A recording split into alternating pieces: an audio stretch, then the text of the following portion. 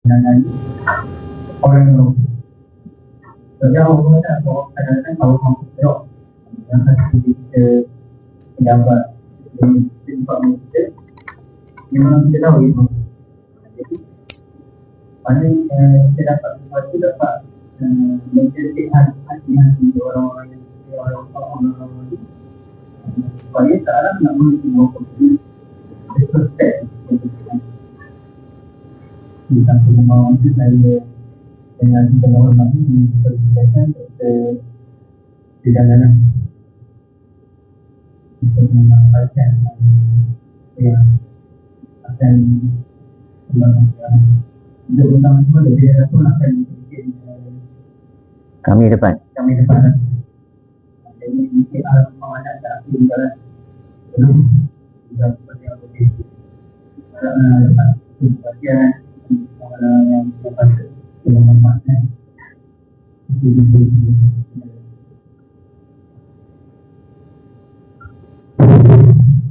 ni meja tu dia tengah download ni kalau tengokkan video tu juga saya try buka YouTube kan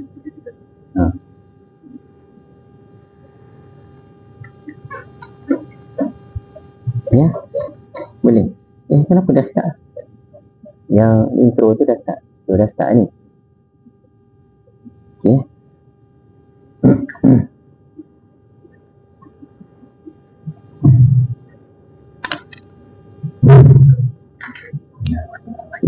Assalamualaikum warahmatullahi wabarakatuh.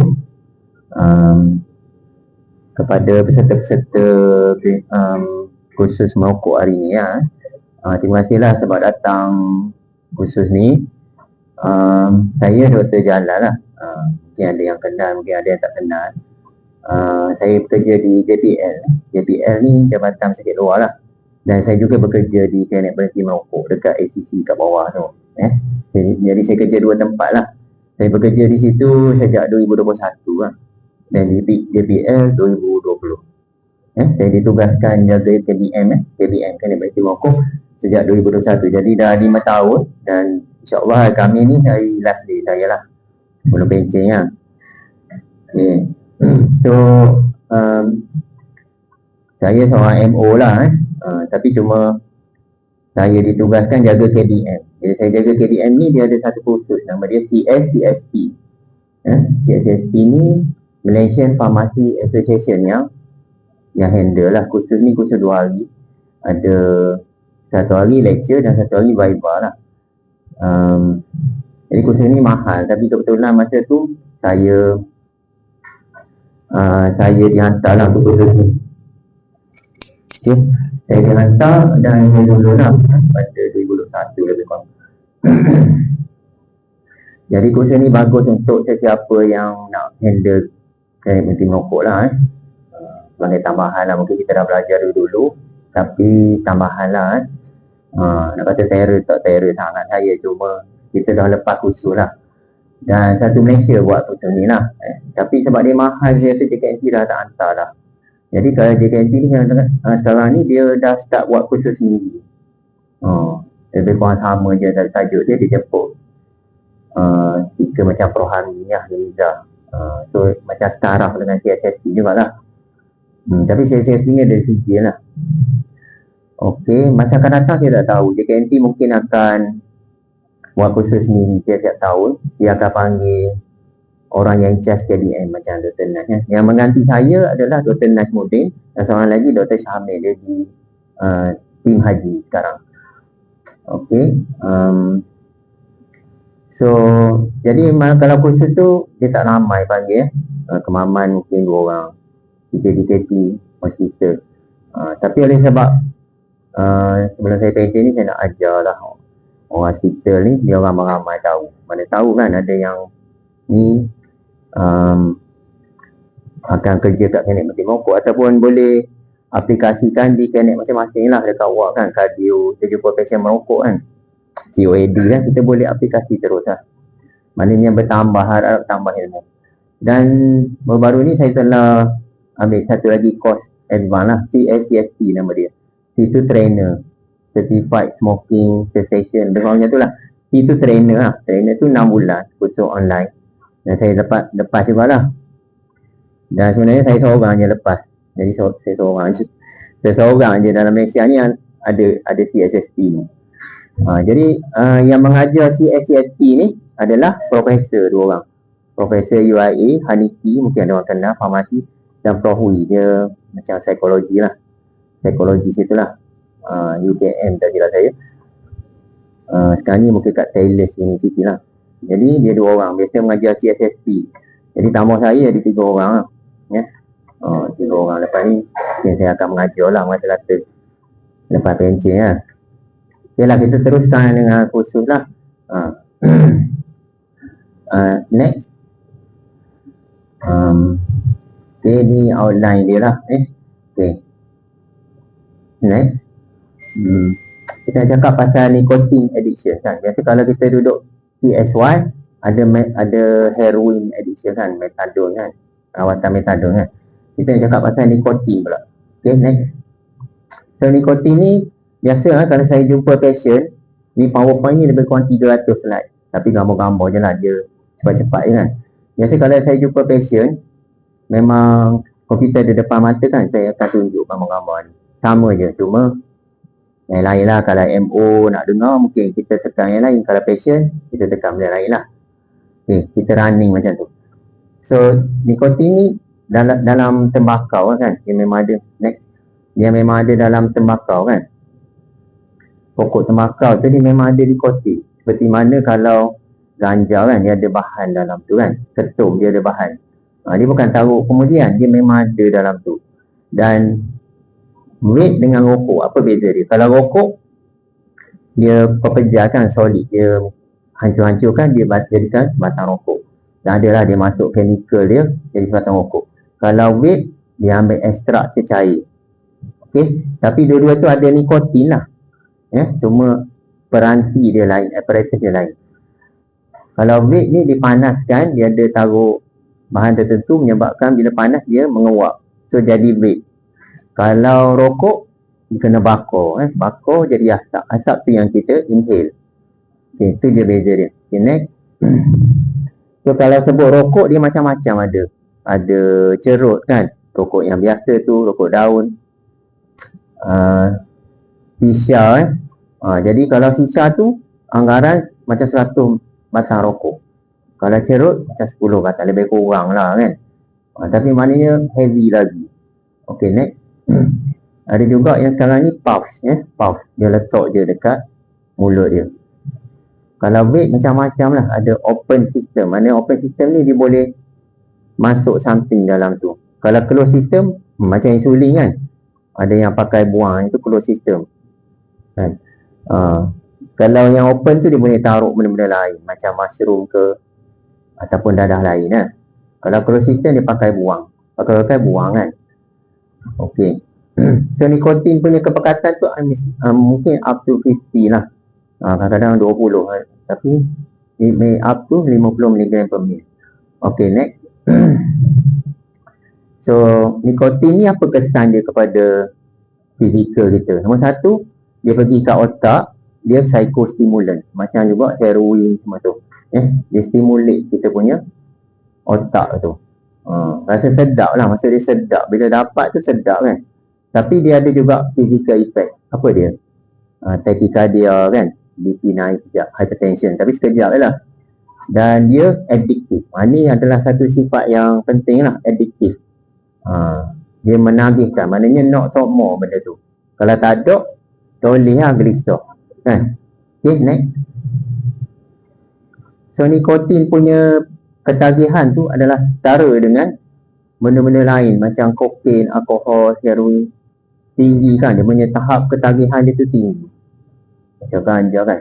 Dan related to that is not only addiction, dia punya dependence, maknanya kebergantungan tu macam terpaksa pula kita bergantung pada benda tu untuk berfungsi secara normal.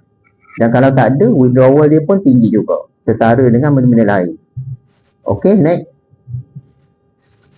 Biasa saya cakap dengan patient analogi, kalau kita ketagih rokok ni lain dengan kita suka dekat durian ke, kambing bakar, nasi Arab kan. Sedap juga, Tapi tak adalah sampai ke target nak makan siang malam kan, nasi Arab. Kita pun belanja nasi Arab kan, tengah hari. Petang kan dinner nasi Arab je. Sebab sedap. Sedap tapi tak ke target. Tapi kalau nikotin, sedap dan ke target. Itu beza utama antara dua benda ni. So beza dia, kalau tak ada pun tak apa. Okey lah, durian sedap kan, tapi tak apalah, dah habis musim. Okey lah kan, tak ada sampai kena cari pergi Thailand ke, tak ada kan. Ni kalau nikotin ni kena cari juga. Kalau malam-malam kena keluar kan, cari buat kat 7-Eleven ke. So makanan boleh tangguh, tapi rokok nak segera, tak boleh tunggu pagi besok. Dan kena ganti dengan rokok juga, tak boleh ganti dengan benda lain. Kita tak ada rokok, kita ganti dengan air sirap, tak boleh kan.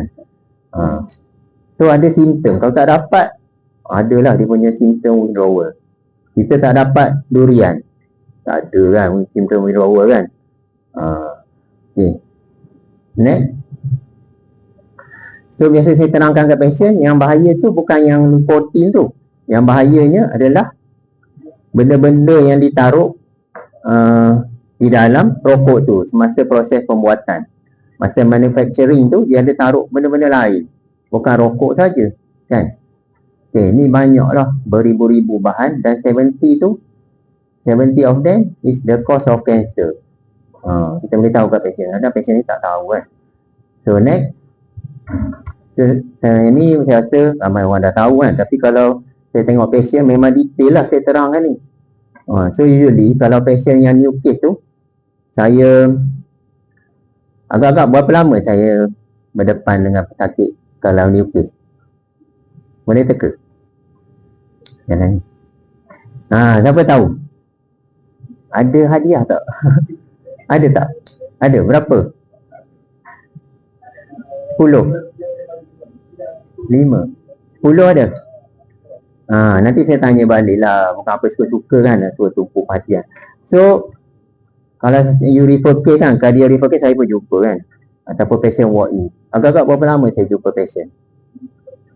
40 minit? Paling kurang 1 jam cakap dengan dia.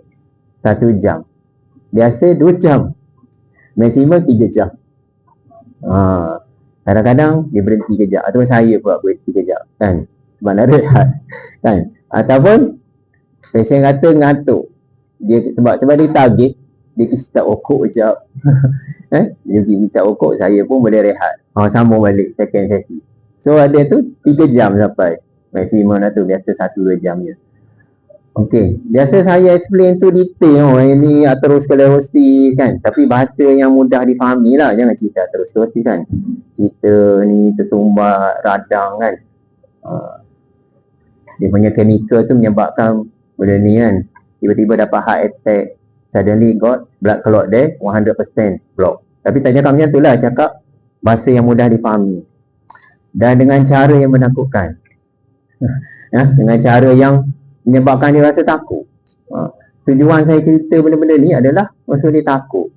Sebab kalau nak berhenti tu kena ada sebab yang kuat. Sebab yang kuat tu apa? Salah satunya adalah sebab kesihatan, takut kena heart attack kan. Jadi kita kena cerita tu bukan sekadar cerita macam cerita biasa kan, fairy tale apa tak ada. Kita cerita dalam bahaya kan, gitu. Nanti saya kalau boleh saya tunjuk video mana kita cerita kan, satu macam dramatik sikit lah. Dia kena macam kita gabungkan unsur-unsur macam-macam kan.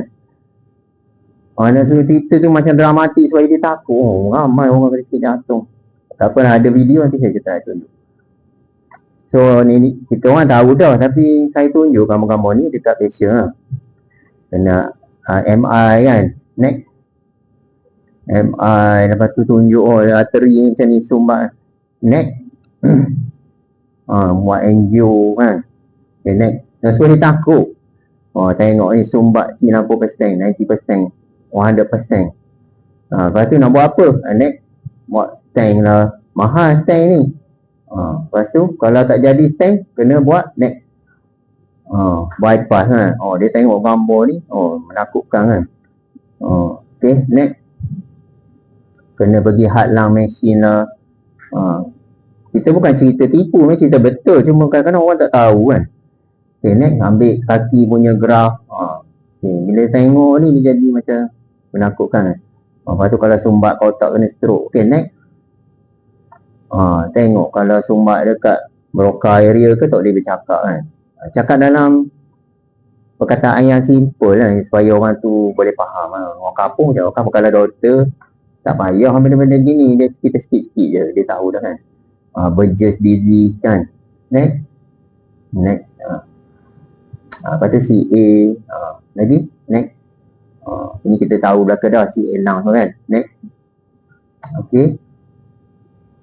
Next. Next. Okay. Lepas tu COAD lah.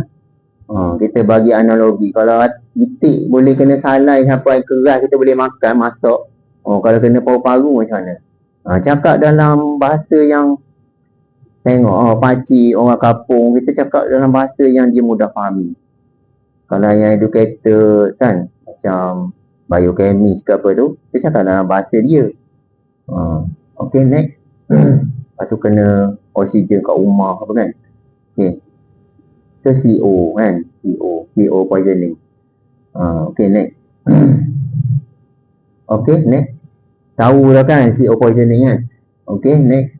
Contohnya macam ni teruk sangat kan, terperangkap dalam kereta. Okay, next. Kita ada CO analyzer. Mana kita embus dalam tu, dia boleh detect CO punya concentration dalam dia punya darah ataupun dia punya exhale punya pernafasan tu, nafas exhale tu berapa kan. Okay, next. Lepas tu mudahlah kena infection kan. Next. Kadang-kadang kalau next mudah kena COVID apa kan. Kadang kalau kita nak cerita pasal benda-benda ni kat patient, tengoklah patient tu patient apa, COAD kan, chest refer kan. Chest punya doktor kata 80% macam ada patient tu. Dia kata 80% dah pakcik punya paru-paru tu rosak. Tapi doktor chest dia tak tunjuk X-ray. Jadi kita tunjuk. Kita ada his depan. Ni makcik memang dah rosak 80% dah. Kalau patient ISD kita tunjuk yang ISD tu lebih sikit. Kan kita kena tengok audience kita, tengok patient kita. Biasanya kalau dia sebab yang kena kat dia tu, dia akan tangkap sikit kan, dia akan sedar sikit. Okay, next. Lain-lain macam ni lah. Kalau patient remaja tu orang dok kahwin lagi, kita tekankan pasal important. Mati pucuk ni, dok boleh kahwin je, mati pucuk macam mana? Tak boleh kahwin.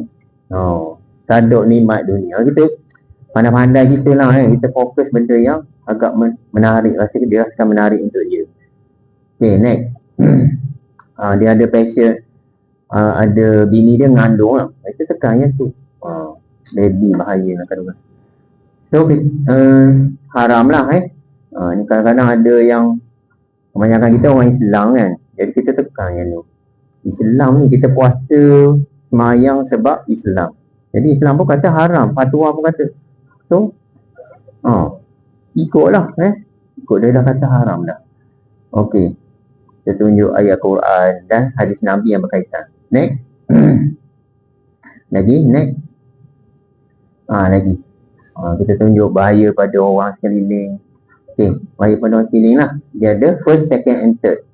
Okey, kalau first, orang tu sedut sendiri kan. Kalau second, orang yang duduk tepi. Kalau third, tahu tak?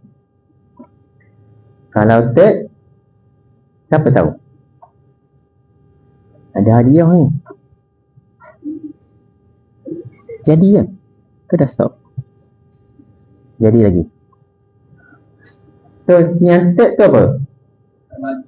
Dekat-dekat tempat lain lagi. Maksudnya contohnya kalau dalam bilik ni, kita semua tak ada. Tadi ada perokok. Pukul 8 tadi ada perokok datang, dihisap korang diri je. Lepas tu dia dah keluar dah. Lepas tu kita pula buat kursus kat sini.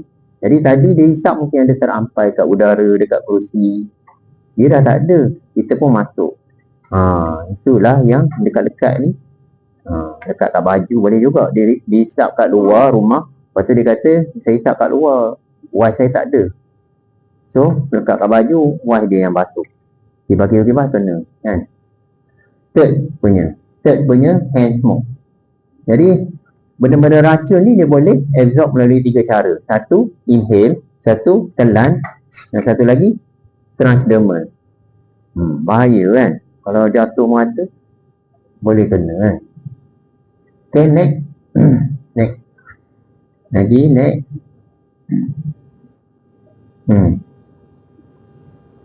Lagi next. Sama je lah ni budak-budak lagi lah dia makan kan. Next. Mengutip. Kita khabar lah kat dia, rokok ni merosakkan, bila dah hisap rokok bau kan. Okay, next. Batuk-batuk lah, tak okey lah kan. Okay, lagi. Okay, dia jadi kita khabar, merokok ni bukan setakat merokok saja, dia mengubah peribadi orang tu jadi macam orang kata dok juruh. Dok juruh. Dia jadi macam tak peduli korang kan. Peribadi tu. Bukan rokok lah, okey rokok. Awak perokok, saya bukan perokok. Bukan setakat tu, dia akan merembok ke benda-benda lain. Peribadi jadi satu karah suka keluar waktu kerja, tinggal anak bini. Jadi jenis tak peduli korang kan. Tak peduli dah korang kan. Jadi nak tunjuk kepada perokok tu betapa uduhnya bila jadi perokok ni. Kita kan patut Kementerian Kesihatan kan macam penyayang lah kan, menolong orang, sedia membantu. Dah kalau dah jadi perokok gini, tak sedia membantu dah, sedia merosakkan orang lain.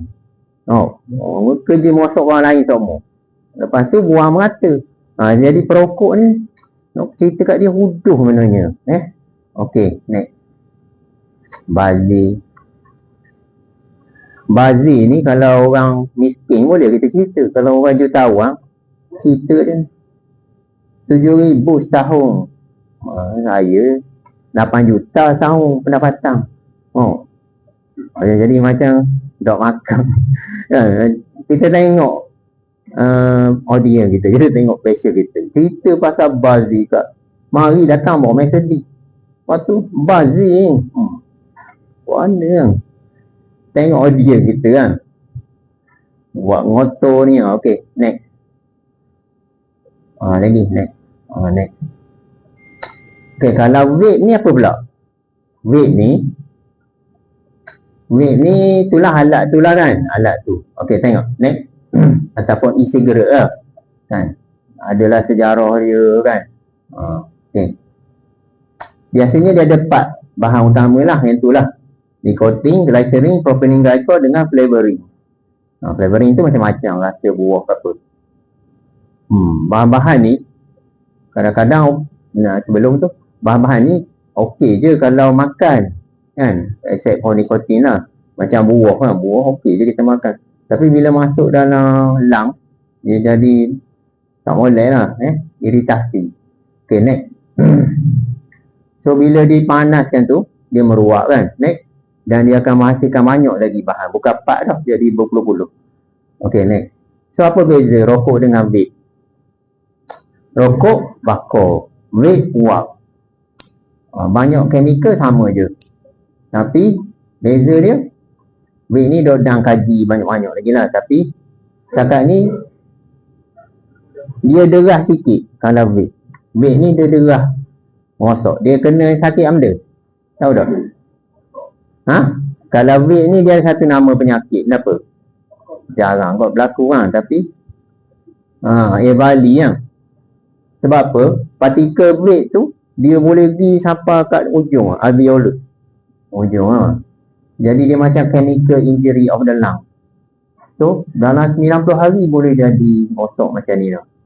Boleh masuk ICU lah, mati boleh. Kalau rokok lambat sikit, bertahun-tahun boleh dapat kanser kan. Okay, next. Next. Ada satu lagi jenis rokok, iaitu heated tobacco product. Dia main panah gitu je. Main panah, lepas tu nikotin pun dia seduh. Dia tak berasap. Mahal sikit. Okay, next. Ada nikotin lah, tapi kurang lah, tak ada asap kan. Baik. Faham? Ada yang tak faham boleh tanya. Tanya selalu, tak apa. Tanya satu soalan. Tengok lah. Sayang lah, rekod. Orang yang MO betul? Saya bukan MO. MA. Electrician. Baru dapat electrician dah saja. Tak ada kemudian. Electrician? Bukan, saya Dietitian? catering officer. Catering officer. Dapur? Dapur. Saya Boleh. tanya orang yang berhenti merokok daripada rokok yang biasa dia rokok pada weed. Adakah itu lebih baik ataupun macam mengurangkan risiko kanser atau macam mana? Masing-masing kan vape dengan rokok dia ada keburukan masing-masing. Macam vape dia vali deras sikit, mati deras sikit isap vape. Kalau rokok ni dia lambat sikit effect dia, tapi lambat-lambat pun 5-10 tahun boleh lah dapat kanser ISD. Kalau vape dia vali. Lepas tu kalau vape 20 tahun macam tu, macam doktor nak kaji lagi. Sebab vape ni benda baru kan, doktor nak tahu dah apa kesan vape. Tapi kalau ikut teori boleh lah menyebabkan kanser kan, benda-benda yang tak molek juga. Jadi tak boleh lah balik kepada vape macam lari mulut harimau masuk mulut buaya. Gitu. Mati juga sebenarnya. Dia dah molek lah berasap. Dia punya dari segi chemical health punya tu mungkin jauh beza sikit kan. Tapi dari segi perangai tu yang saya cerita tadi kan, mementingkan diri sendiri kan, benda-benda gitu, membazir kan, selalu keluar kerja, benda-benda yang berkaitan dengannya tu memang uduh lah. Tak kira vape ke apa ke, keluar semua kerja kan. Sifat yang berkaitan dengan orang yang ketagihan nikotin ni memang tak boleh lah. Kita tekan bab-bab gitu. Mana holistik kita tekan belaka. Keburukan ni bukan dari segi berasa bazir saja, maknanya dia melatih orang tu jadi dok juru. Kita nak jadi orang juru, tiba jadi orang dok juru. Tak boleh lah. Okey tak? Ada lagi sebelum saya ke bab yang ni pula. Macam mana dia boleh dapat addiction tu? Okey lah. Okey, next. So macam mana kita boleh jadi addiction tu? Sebelum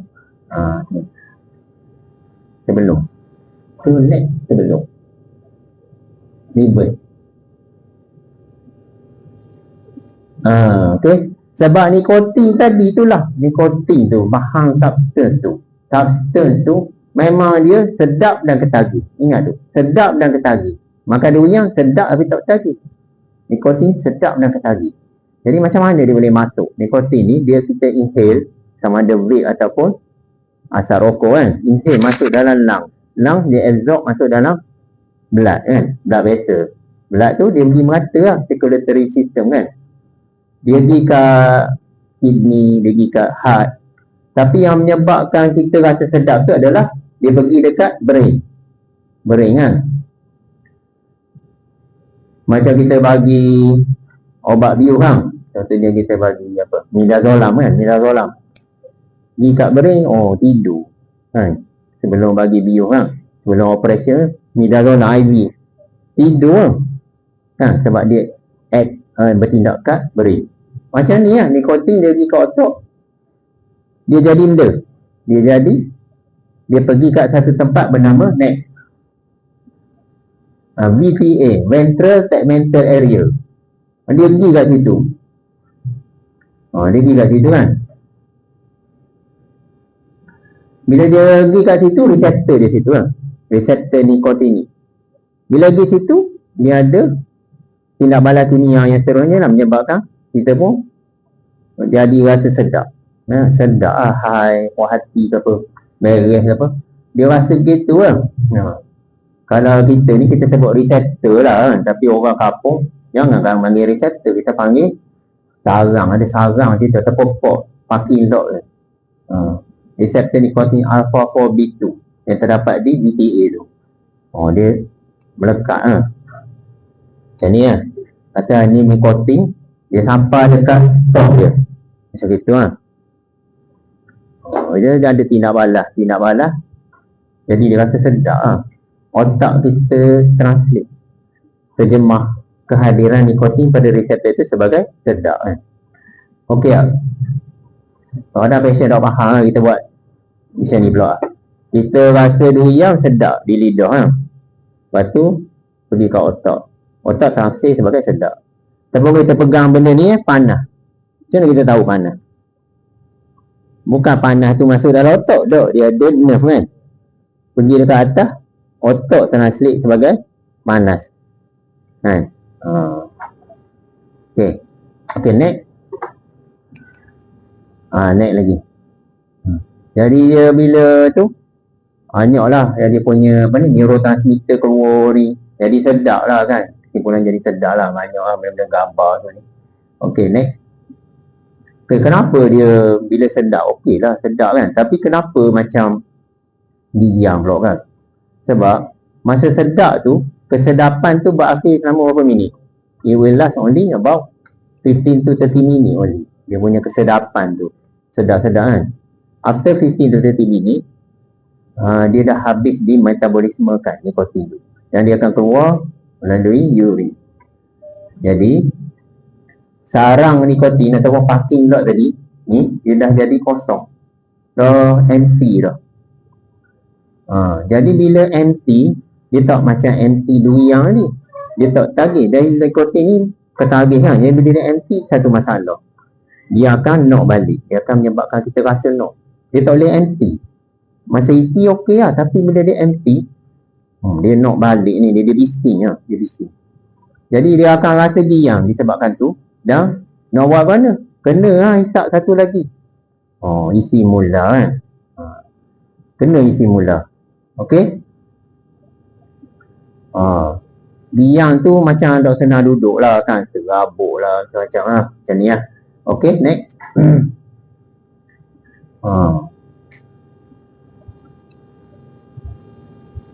Okey, kita ada satu. Nantilah kita tunjuk yang lain lah. Next. Jadi kita rasa tadi dia addiktif kan. Jadi dia tak boleh biar kosong. Dia tengok rajah ni kan. Orang normal kan macam kita kan. Tak isap rokok kan. Bila dia start isap rokok, nikotin pergi kat reseptor kan. Lepas tu dia jadi kosong sebab metabolisme kan. Nombor yang bawah kiri kan. Bila kosong dia jadi diam. Okay, next. Jadi bila dia dia isi mula, dia isap mula. Lepas tu kosong mula. Lepas tu usap pula. Lama-lama cycle ni menyebabkan up regulation of the receptor. Receptor tu boleh jadi banyak. Up regulation. Dia boleh down regulation dan up regulation. Receptor tu jadi banyak sebab kita duk bagi semua nikotin. Macam beranak itulah. Jadi bila receptor banyak, kena isap banyak lagi lah. Tak boleh lah 2-3 batang saja, mungkin 10 batang. 15 batang sebab keperluan bertambah. Kalau isap reseptor ada 15, tapi kita isap 8 je. Tak cukup. Dia rasa diam tu dah habis. Kena isap banyak. Isap banyak, penuh belaka, barulah hilang giang. Lepas tu, next. Lepas tu, isi punya isi, kosong isi. Dia jadi banyak sungguh. Macam yang kanan atas tu. Jadi sekarang ni katalah diisap 20 batang sehari. Jadi kalau ada isap 20 batang, isap 10 ke, tak cukup. Ya, sebab keperluan mix dia banyak sekarang ni. Kena isi banyak, barulah jadi. Barulah giang itu hilang. Okey. Ada satu lagi step yang berlaku selepas daripada duk isi semua tu, hilangkan giang. Yang kanan bawah tu kan, dia akan start ganggu kita punya fungsi otak yang lain. Ada functions of the brain is being disturbed. Kan? Apa fungsi otak kita? Banyak kan? Memikir, bertenang, kreativiti, emosi stabil, tak marah ke orang kan, berfikir secara rasional. Dia start ganggu pula. Maknanya macam mana? Kita kena isi dulu nikotin cukup-cukup, barulah boleh mikir molek. Baru boleh fokus. Kalau tidak, blank. Tak tahu buat apa kan. Ataupun tak boleh bertenang. Jadi, kita cuba bayangkan, orang yang perokok tegar di bawah tu, heavy smoker, dia kena isap rokok semua. Sebab nak isi dalam otak dia. Isi dalam otak dia, kasih penuh dulu, barulah boleh memikir molek. Fungsi otak dia jadi molek hanya lepas diisi dengan sepenuhnya. Okay. Apa berlaku bila perokok tegar macam ni, nak berhenti? Dia kata, insah dah saya. Ataupun dia cuba nak berhenti, ataupun bulan puasa, ataupun dia tak dapat rokok ke, sebab saya berhenti kan. Dia akan jadi macam blok kiri bawah. Dia jadi tak boleh mikir molek lah. Sebab sarang tu dok isi, macam mana dia nak mikir molek. Ni yang pentingnya slide ni lah. Kalau nak tengok molek hot ni lah. Faham apa perokok ni tak boleh berhenti lah. Dia gitu kan. Tiba-tiba kita suruh berhenti. Senang tak? Susah. Sebab bila berhenti dia jadi gini. Ada orang dia tak tahan. Gini lah, tak tahan. Serabut. Jadi, isap mula lah. Tak apa, kita ajar macam mana nak buat. Okay, next.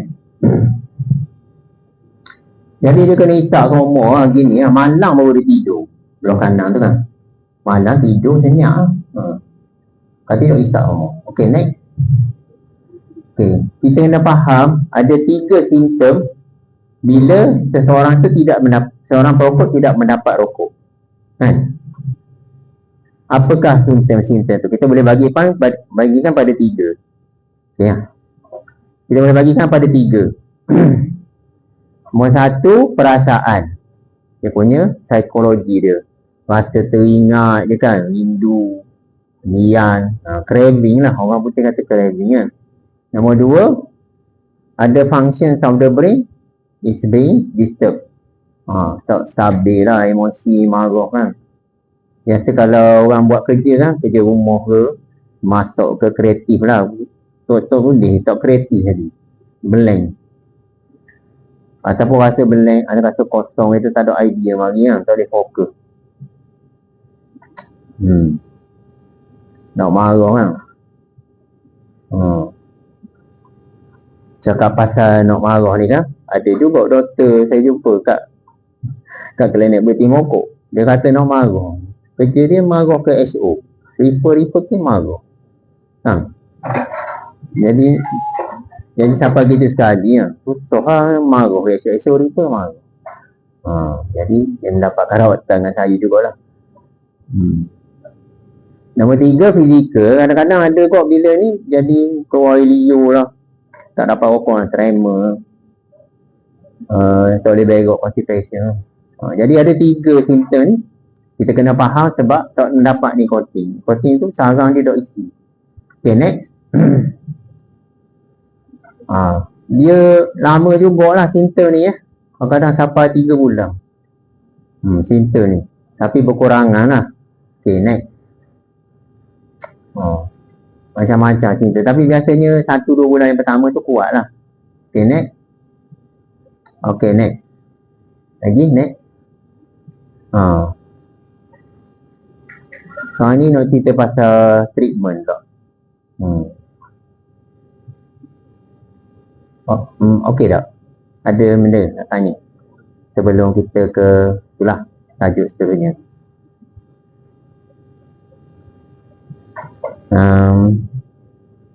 Kalau satu batang rokok, orang tahu tak berapa miligram nikotin di dalam?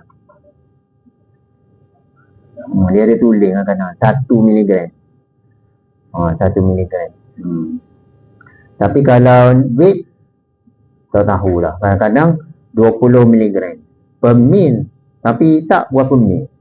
Kita kena tanya dia, berapa mil? Satu balang tu ada berapa mil? 5 mil. 20 miligram per mil. Jadi 100 miligram. Isap berapa kali? Habislah masuk ke lama. Kita kena tanya. Anggaran. Kalau vape ni susah nak anggar. Sebab nak bilang macam mana kan. Kalau vape kalau rokok kita bilang macam mana? 20 batang sehari.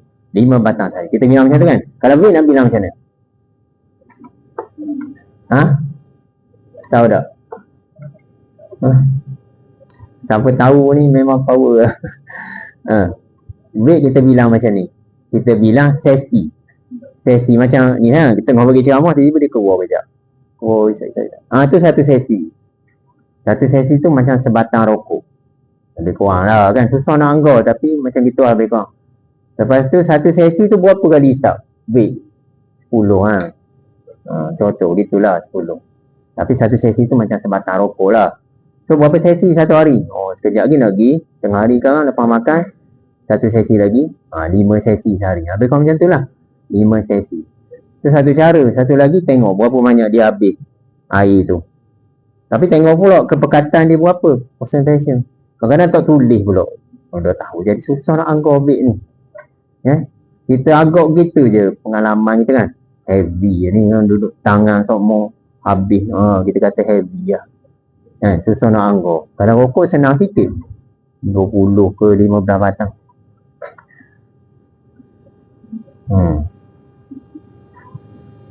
Ada makanan ada ke? Dah sampai? Ke nak berhenti dulu?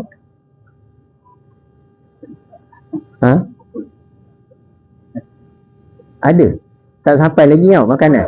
Sampai dah? So saya tanya peserta ni, nak rehat dulu ke? Dia sebenarnya kalau cepat-cepat je, kalau especially orang Amerika ni, dia faham dah, dia tak payah counselling lama-lama macam saya 1-2 jam. Tapi boleh tayang video tak? Boleh? Dah boleh dah? YouTube? Sementara tu kita rehat lah Nak kita rehat dulu. Boleh? Ni semua daripada mana? Medical apa semua ada lah. Ya? Chest ke apa? Ada? Baguslah. Okey. Kita rehat dulu kan? Okay.